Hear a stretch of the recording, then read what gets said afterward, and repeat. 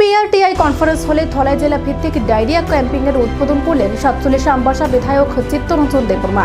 এদিন প্রদীপ প্রজ্বলনের মাধ্যমে অনুষ্ঠানের শুভ সূচনা করেন আমবাসার বিধায়ক শ্রী দেববর্মা।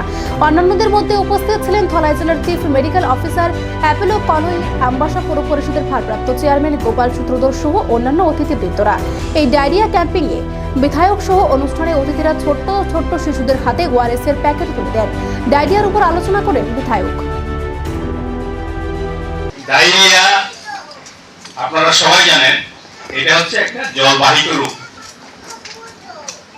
ওনারা বলেছেন, যারা যারা আমার পূর্ববর্তী বক্তারা বলেছেন যে এই 2 মাস বিশেষভাবে আমাদেরকে এই রোগ থেকে প্রতিকার করা, রোগ যেন না হয় সেটার দিকে লক্ষ্য করা।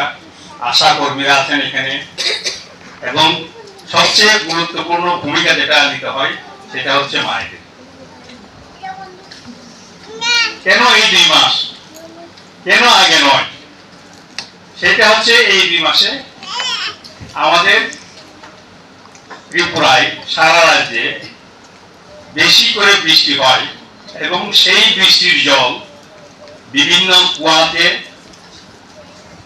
বা যেখানে জলাশয়ে জল ব্যবহার করা হয় সেগুলিতে নতুন করে জল ঢোকে, এবং সেই জলটা কি, এটা সংক্রমণ হয়ে, বৃষ্টি যখন মাটিতে পড়ে সেটা সংক্রমণ হয়ে নদী নালাতে ঢুকে, কুয়াতে ঢুকে। কারণ এখন যদি বলতে হয় যে জল দপ্তর,